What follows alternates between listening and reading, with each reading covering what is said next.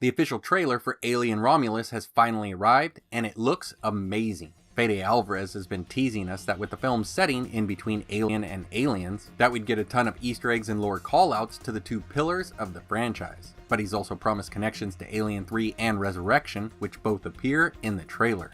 We begin with our main character, Kaylee Spaney's Rain, as she's lying in bed and looking out of the window. What she sees is a rough-looking world, soaked in a downpour, with a huge Weyland-Yutani atmosphere processing station looming over the colony in the background.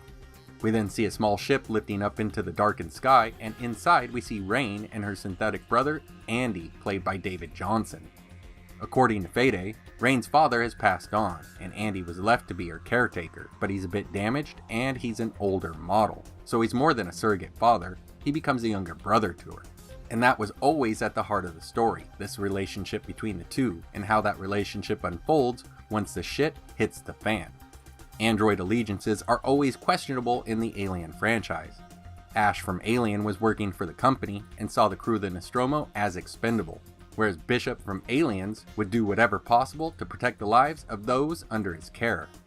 Is this really where you want to spend the rest of your life? With Andy referring to the colony below them. Colony life can't be an enriching way to live, always being under the company's watchful eye with no real freedom. Fede said that he wanted to see what it would be like for kids to grow up in a shake-and-bake colony like Hadley's Hope. What do these kids want out of life? Do they want to stay there and do what their parents did, work the mines, work the farms, or do they want more out of life? Well, apparently this group wanted more, as they leave the colony for the Renaissance space station. We get a nice look at the ring planet that appeared in the background of the station in the teaser. It's mostly covered in clouds, some lightning can be seen flickering on and off on the left side. The planet definitely calls back to Kalpamos, the ring planet with the moons of LV-426 Acheron and LV-223 from the prequel films. Then this is our only ticket out of here. Meaning, they may be running from something other than their old lives in the colony. Perhaps someone amongst them has upset their company overlords. We then see the familiar iris doors that were found in the vents on the Nostromo, followed by the kids as they explore the station. Immediately we see another familiar sight, acid damage from a Xenomorph that has ripped its way through multiple floors. Looks melted. Somebody must have bagged one of Ripley's bad guys here. The ovomorphs found on the derelict on LV-426 were held in some kind of containment or monitoring field, a blue light film that hovered over the eggs and reacted to the touch. And Andy finds a similar setup when going into an area covered with hive webbing.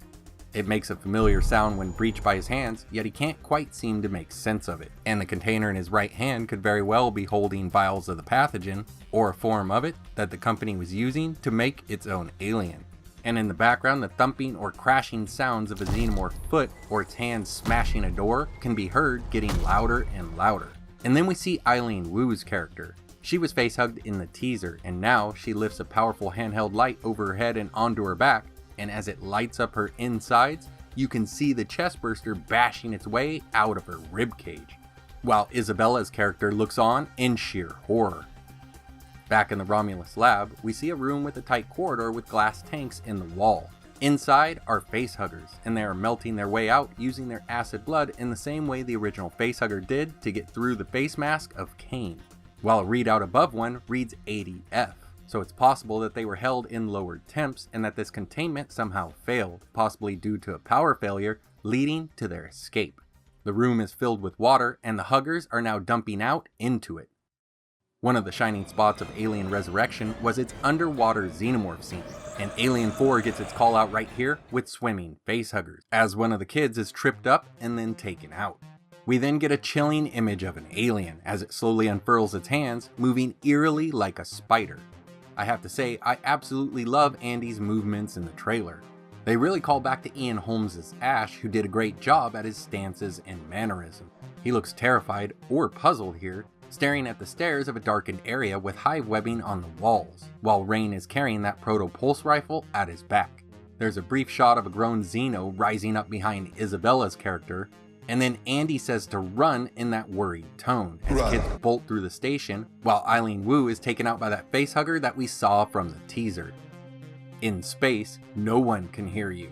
The tagline from Alien, "Without Scream," spells out slowly in its cryptic way, followed by ear ringing and nothing else. And then we see the alien as it starts to uncurl itself, calling back the slow and deliberate movements of Big Chap.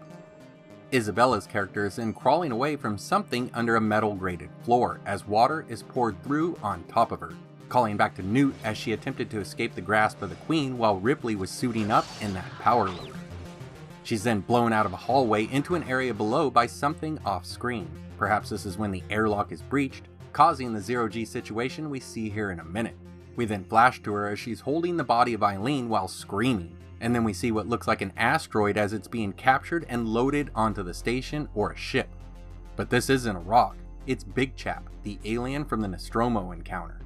It was blown out of the airlock by Ripley and has created a cocoon of hive webbing around itself for protection and to go into stasis, and now the company has captured it.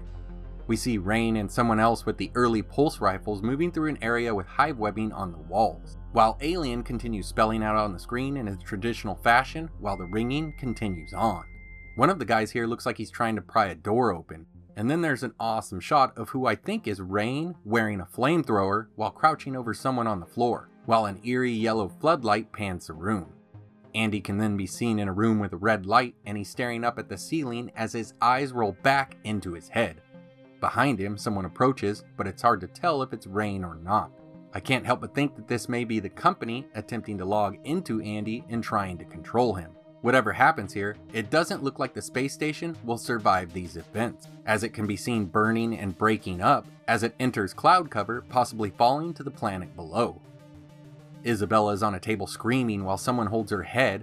Did that alien hold her down for a facehugger, or is this something new?